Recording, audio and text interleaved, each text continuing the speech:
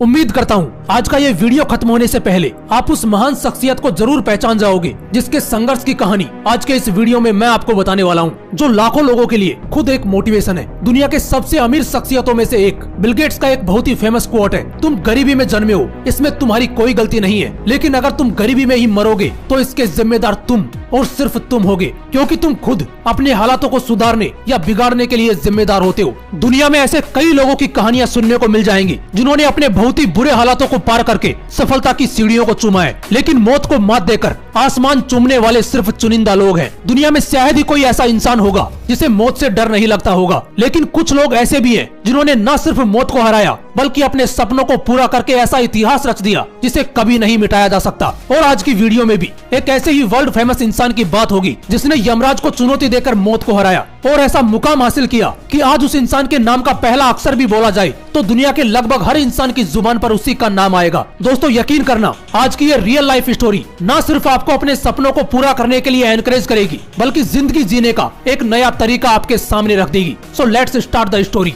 आज से 37 साल पहले 5 फरवरी 1985 में यूरोप के एक बेहद ही खूबसूरत देश पुर्तगाल में एक ऐसे बच्चे का जन्म हुआ था जो शायद पैदा होने से पहले ही इस दुनिया को अलविदा कह देता। आप शायद सोच रहे होंगे कि उसे कोई बीमारी होगी, लेकिन नहीं, खुद उसके माँ बाप उसे मारने वाले थे, मगर जानबूझ के नहीं बल्कि उनकी वो मजबूरी थी। दरअसल उसकी माँ लोगों के घरों में जाके खाना बनाने का काम करती थी और उसके पिता शहर के म्युनिसिपालिटी में माली का काम करते थे। इस बच्चे के जन्म से पहले इनको 2 बेटे और एक बेटी थी। वो दोनों अपने 3 बच्चों के साथ कच्ची छत वाले एक टूटे फूटे मकान में रहा करते थे। दोनों को इन 3 बच्चों के लिए 2 वक्त का खाना नसीब कराना भी बहुत मुश्किल हो रहा था और उसी में माँ चौथे बच्चे को लेकर प्रेग्नेंट थी। उस माँ को लगने लगा था कि इन 3 बच्चों को पालने में ही जान निकली जा रही है, तो इस चौथे बच्चे को कैसे पाल पाएंगी। उस माँ ने अपने दिल पर पत्थर रखकर अबॉर्शन कराने का सोचा। वो कई डॉक्टर्स के पास गई, लेकिन हर डॉक्टर ने अबॉर्शन करने से इनकार कर दिया। जन्म के बाद बच्चे को एक अच्छा भविष्य मिल पाएगा कि नहीं, इस बात को लेकर एक तरफ चिंता तो दूसरी ओर एक बच्चे को जन्म देने की माँ को कहीं ना कहीं खुशी भी थी। डॉक्टर्स के अबॉर्शन से इनकार करने के बाद उस माँ ने बच्चे को जन्म दिया। किसे पता था कि पैदा होना माँ की खुशनसीबी होने वाली है। किसे पता था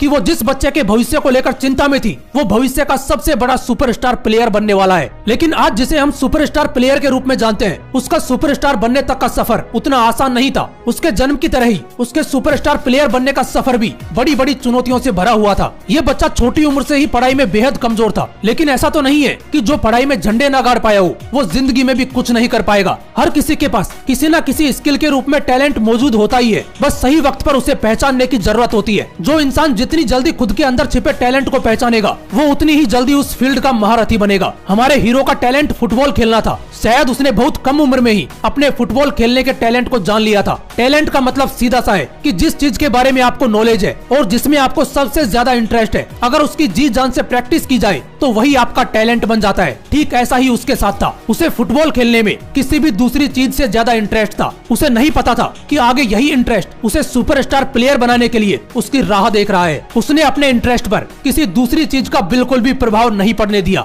नतीजन मात्र 7 साल की उम्र में ही उसे फुटबॉल क्लब में खेलने का मौका मिल गया। उसकी जबरदस्त स्किल्स को देखते हुए सिर्फ 11 साल की उम्र में ही पुर्तगाल के सबसे बड़े फुटबॉल क्लब ने उसे शामिल कर लिया। फुटबॉल के इस जुनून की वजह से उसे परिवार को छोड़कर जाना पड़ा। वो अपने परिवार से इतना ज्यादा डीपली जुड़ा हुआ था कि जाते वक्त वो खूब रोया, पर उसे पता था कि परिवार को दुख की घड़ियों से बाहर निकालना है तो परिवार को छोड़कर जाना ही पड़ेगा। 14 साल की उम्र में उसके स्कूल के टीचर ने उसे डांटा तो उसने अपने पास रखी कुर्सी को टीचर के ऊपर दे मारा। टीचर ने आग बबूला होकर कहा कि तू लाइफ में कुछ नहीं बन पाएगा, तू जैसा है वैसा ही रहेगा। इस बात को उस बंदे ने दिल पर ले लिया और वो पहले से भी ज्यादा प्रैक्टिस करने लगा, अपनी स्किल्स को और ज्यादा इंप्रूव करने में जुट गया। आज वो बंदा इतना सक्सेसफुल हो चुका है, लेकिन उसके बावजूद भी अपने हार्ड प्रैक्टिस को करना कभी नहीं छोड़ता। अभी उसका जुनून सिर चढ़कर बोल ही रहा था कि उसकी लाइफ में एक बहुत ही बड़ी चुनौती सामने आ खड़ी हुई। 15 साल की उम्र में उसे पता चला कि उसे दिल से जुड़ी एक बीमारी है। डॉक्टर ने उसे साफ कह दिया कि तुम्हें फुटबॉल खेलना बंद करना होगा या फिर एक बहुत ही रिस्की हार्ट सर्जरी करनी होगी जिसमें जान जाने के चांसेस बहुत ज्यादा हैं। मतलब उसके पास 2 ऑप्शन थे, एक फुटबॉल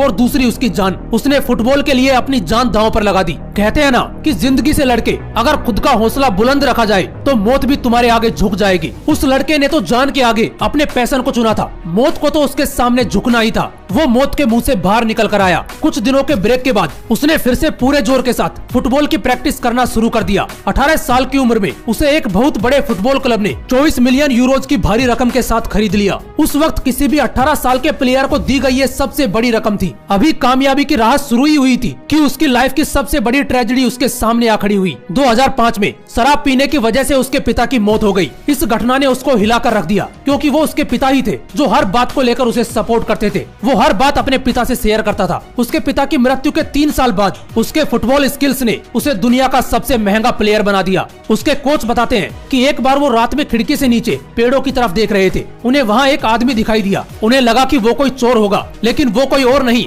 बल्कि वही लड़का था जो पेड़ों के बीच फुटबॉल की प्रैक्टिस कर रहा था। दोस्तों, इतनी सक्सेस हासिल करने के बावजूद आज भी ये खिलाड़ी रोज फुटबॉल की प्रैक्टिस करता है, रोज जिम में एक्सरसाइज करता है और इसी हार्डवर्क और डेडिकेशन की बदौलत उसने फुटबॉल में ऐसे ऐसे रिकॉर्ड बनाए कि कोई भी प्लेयर इन रिकॉर्ड्स के आसपास पहुंचने का बस सपना ही देखता है। इस बंदे ने फुटबॉल की दुनिया का सबसे बड़ा अवार्ड बैलन डोर भी जीता है, वो भी 1 या 2 बार नहीं बल्कि 5 बार। अब तो आप लोग पहचान ही गए होंगे, ये थी दुनिया के सबसे बड़े footballer, the record breaker, the CR7 Cristiano Ronaldo की मौत के मुंह से सफलता की सीढ़ियों को चूमने तक की प्रेरणादायक जीवन गाथा। दोस्तों, मैं बस एक ही बात कहना चाहूंगा कि ये सिर्फ रोनाल्डो की कहानी नहीं है, ये वो लाइफ स्टोरी है जिससे सीखकर हमें भी अपनी लाइफ स्टोरी को द बायोग्राफी बनाना है। उम्मीद करता हूँ ऐसे पावरफुल मोटिवेशनल वीडियोस के लिए आप इस